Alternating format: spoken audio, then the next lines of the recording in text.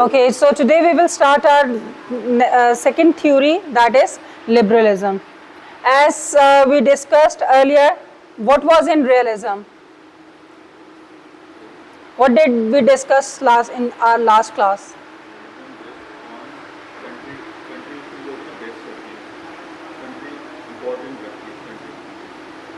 In realism, your state is more important, power is important, right? And they only realist people talk about your interest only. That state's interest is the first priority, but when we talk about liberalism, they also talk about the same thing, but in another direction. Here in liberalism, they also talk about humanism. They are concerned more on humans rather than power. So when we start liberalism's theory today, so we will try to cover since World War II what happened and how the system has been changed, right? So let's begin. Okay, I will share few concepts. Not first World War I, but one.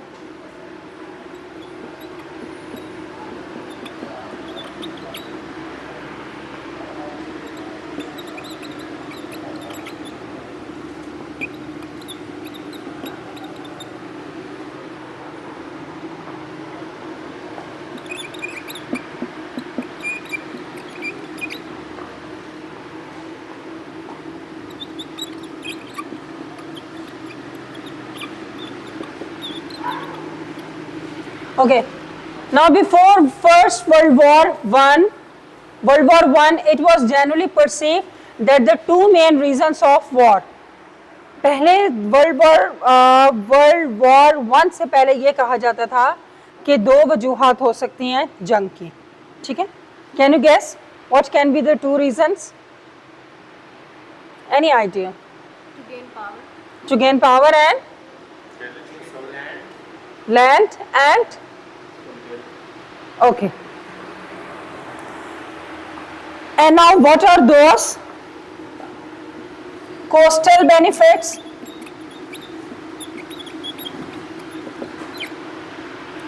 and self-defense.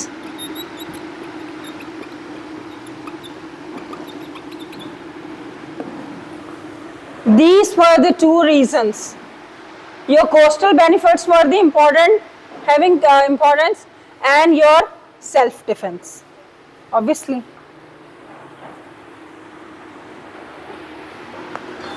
Now in World War I,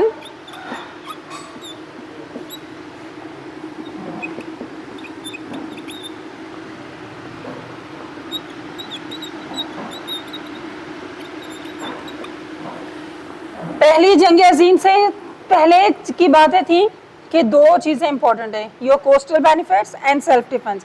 अब जब world war हुई तो फिर क्या हुआ कि आपका coastal benefit तो इंपॉर्टेंट था,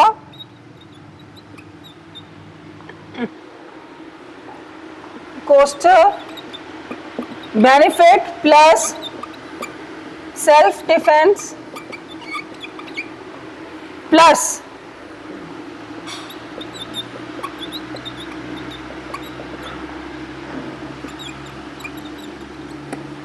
ऑटोक्रेटिक लीडर्स. जब पहली जंग अजीम शुरू हुई तो तीन चीज़ें आ गई, कोस्टल बेनिफिट, आपका सेल्फ डिफेंस और आपका ऑटोक्रेटिक लीडर्स. क्या मतलब होता है ऑटोक्रेटिक लीडर का?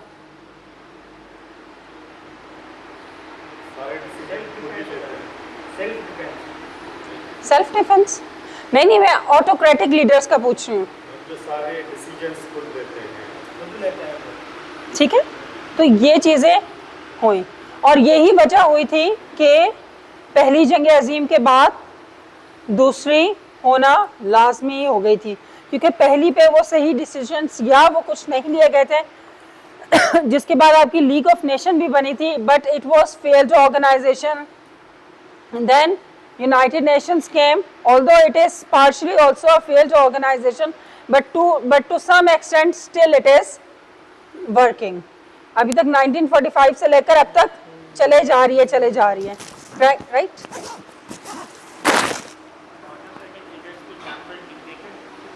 जी। अच्छा, ये उतार लें, फिर मैंने एक मैप थोड़ा सा डायग्राम से बनाना है। Have you noted down these 2 points? All right.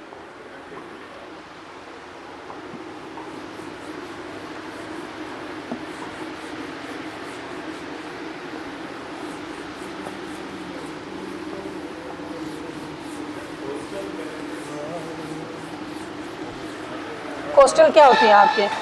समंदरी? हाँ, कोस्टल बेनिफिट्स तो आपने अपनी सरहद बचानी है ना, तो सेल्फ डिफेंस आपने अपने लोगों का करना है। ठीक है, ये हो गया। आपने अपनी बंदरगाहें नहीं किसी को दे देने कि कोई भी आके उस पर कब्जा कर लेगा। लोगों तक तो फिर वो बाद में पहुंचेगा ना, जब कोई किसी की लैंड पे पहुंचेगा तो फिर सेल्फ डिफेंस स्टार्ट होगा ना। समंदर के बीच में से तो कोई आपको नहीं मारा, क्रॉस करके कोई समंदर आया आपके पास, कोस्टल बेनिफिट वहां पे हो गया। और दूसरा, कोस्टल बेनिफिट्स में आप ये भी ले सकते हैं कि किस तरह ट्रेड के जरिए हमारे कहाँ से फायदा हो रहे हैं। ठीक है, जैसे take the example of CPEC, current CPEC, वो कोस्टल बेनिफिट और उसमें ही आ रहे हैं ना कि वो उधर से जाने के बजाय वो एक उन्होंने राहदारी बनाई और उसके बाद वो दूसरे सी से अपने जो बिजनेस को कंटिन्यू करना चाह रहे हैं। ठीक है,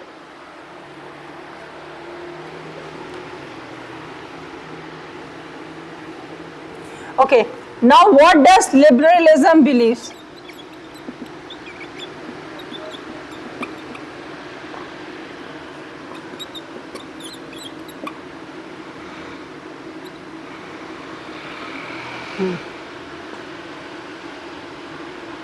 आप यहाँ पे आएगा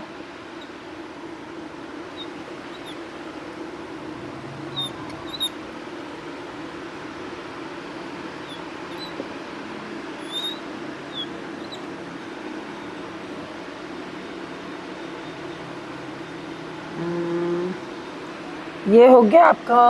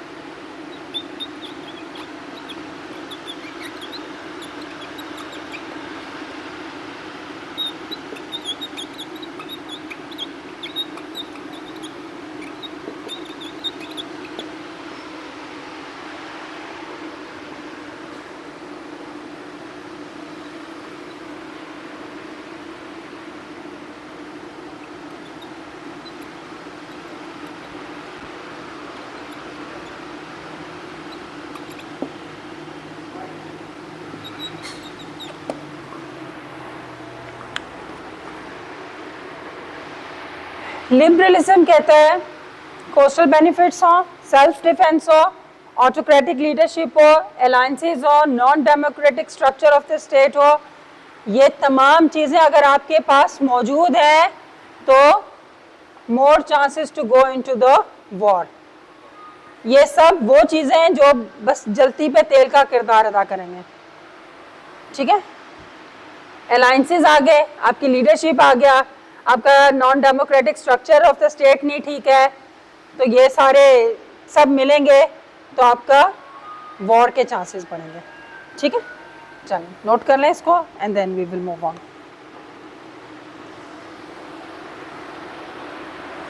So now what does liberalism believes? Liberalism believes that if we want peace in the world, we have to remove all these things from international system. इन सारे सिस्टम को लिबरलिज्म एक्सेप्ट नहीं करता। बताइए अलायंस क्या होते हैं? इत्तेहादी जो आपके बनते हैं ना, अलायंस जैसे बन जाते हैं, जैसे हाँ, जो सपोर्टिव उसमें आ रहे होते हैं या जो आपके हिस्से की जंग किसी दूसरी जगह जाके लड़ रहे होते हैं।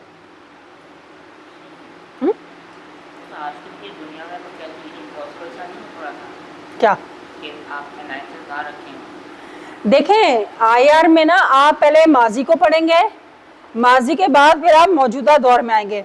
अब हम सिर्फ ये पढ़ रहे हैं कि जो लिबरलिज्म की थ्योरी जब स्टार्ट हुई थी वो 2023 में तो बनी नहीं है, ठीक है। अब जो वो पास्ट में बनी थी, फिर जो आपके सीएसएस के पेपर में कंट्रास्ट यही आ रहा होता है कि जो लिबरलिज्म जो बात कर रहे हैं, ये जो भी थ्योरिस्ट ने जो थ्योरी ने जिस भी थ्योरी ने जो बात की उसको आज के प्रेजेंट ईरा में आप कंपेयर करके बताएं कि वो है या नहीं। फिर वहां पे आप कॉन्ट्राडिक्टरी स्टडी करेंगे कि भाई कहा यह था लेकिन आज ये हो रहा है। तो अगर आपने पास्ट पेपर्स देखे हैं सीएसएस के, तो उसमें कुछ आपने थ्योरी से रिलेटेड पढ़ा है, ठीक है। तो अब आपने वो तो देख लिया उस वक्त जो बनी थी, आपने उसको आज के हालात के साथ भी कंपेयर करना होगा।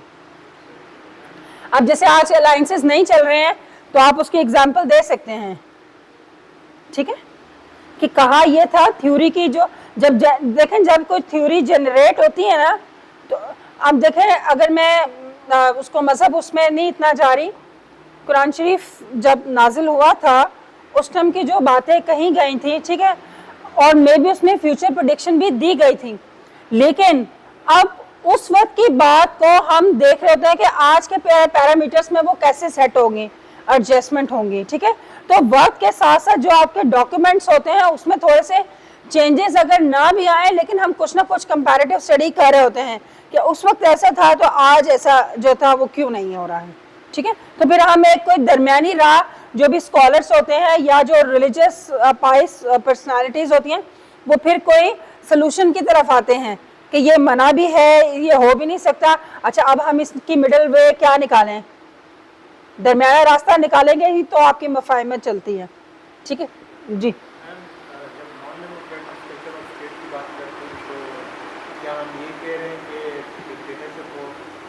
या हम ये कह रहे हैं कि जैसे सोशलिज्म की बात आ जाती है और उसमें क्या कहते हैं रिलीजन से दूर स्टेट हो, उसकी बात हम कर लेते हैं। तो देखें कोई भी देखें नॉन डेमोक्रेटिक स्ट्रक्चर का मतलब यह है कि अगर आपके स्टेट में कोई भी इशू चल रही है, कोई भी अगर फर्ज करें आप डेमोक्रेसी फॉलो कर रहे हैं, डिक्टेटरशिप कर रहे हैं या मार्शल लॉ या कुछ भी कर रहे हैं, अगर वो डिस्टर्ब स्ट्रक्चर होगा तो वो आपकी वॉर की तरफ ही लेके जाएगा, ठीक है, चाहे वो इंटरनेशनल वॉर हो जाए चाहे आपकी इंटरनल वॉर हो जाए। अब जैसे हम पाकिस्तान की एग्जांपल अगर लेते हैं, आज का जो हमारा इंटरनल लोकल सिस्टम है वो इतना ज़्यादा स्टेबल नहीं है, तो अगर हम पाकिस्तान से बाहर ना भी जाएं तो do we have peace in our country? अगर हम रिलीजियस पॉइंट ऑफ व्यू से देखें तब भी हम लोग एग्री नहीं है। अगर आप ये कहें कि it's a purely Islamic state, तो क्या पूरा इस्लाम हम फॉलो कर रहे हैं? इस्लाम का मेरे ख्याल है कोई आई भी फॉलो नहीं हो रहा है हम, दिस इज द थिंग। फिर अगर आप कहें कि जी पॉलिटिकल इंस्टेबिलिटी है और सारा है, तो डेफिनेटली उसका भी होगा। Now what is going on, अभी जो आपके इलेक्शन ऑनगोइंग इलेक्शन है, एंड तो हमें समझ ही नहीं आ रही कि कौन सी पार्टीज हैं, किस क्या ये स्ट्रक्चर किस तरह चलेगा आगे। We have to disturb structure. PTI is almost end, Noon League के वोटर्स टर्न आउट वो भी डिस्टर्ब हो गया है, पीपी का भी डिस्टर्ब हो चुका है, और बाकी दूसरी जितनी भी आप जमातें साथ लगा लें। तो जरा सा अगर आपके स्ट्रक्चर में कोई प्रॉब्लम आ रही है तो इट हैज लॉन्ग इफेक्ट्स। बात समझ में आ रही है? तो चाहे आप इसको किसी भी पर्सपेक्टिव से ले जाए, इनका सिर्फ कहने का मतलब यह है कि अगर इस तरह का आपके यहाँ कोई भी मुसीबत आ रही है तो वो वॉर की तरफ जाएगी। That is what liberalist believe. हम सिर्फ इस बात पे अमल करेंगे। अब हमने देखना है कि ये सारे स्ट्रक्चर हमारे मुल्क में, हमारे मुल्क की गवर्नमेंट में किस तरीके से पूरा हो रहे हैं, ठीक है। That's what we have to analyse.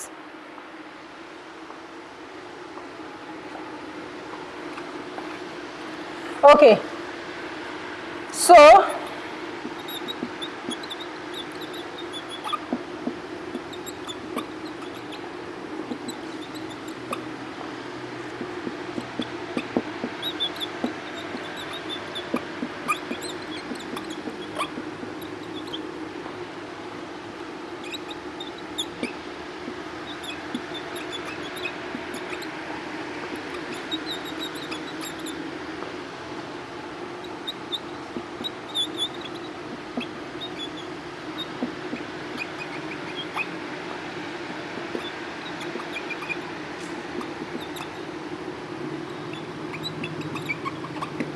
So, liberalism believes that if we want peace in the world, we have to remove all these things from international systems.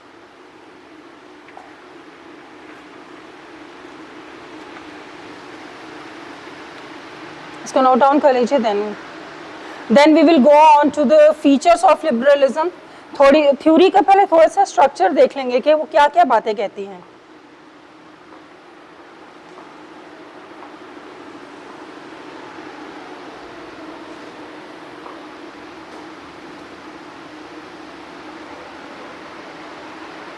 चले आगे बढ़ा जाए, इसको मिटा दीजिए.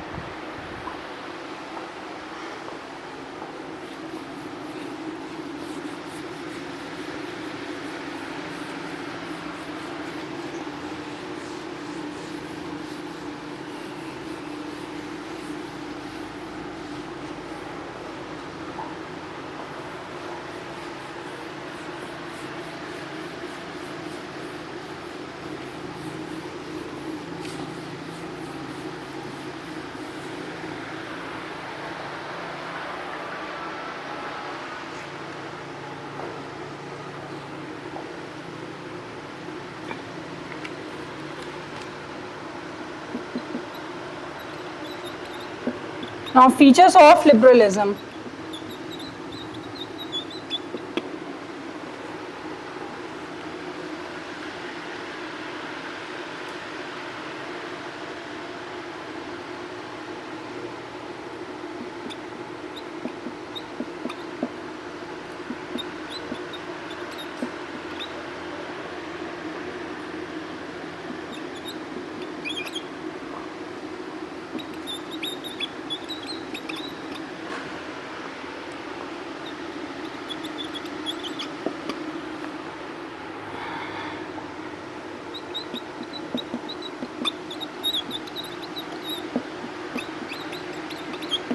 Okay, so this is antithesis to the theory of realism.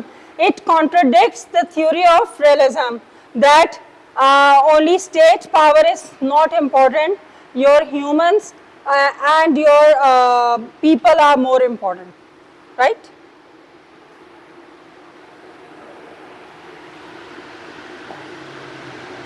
So this is the main point. Liberalists talk about peace.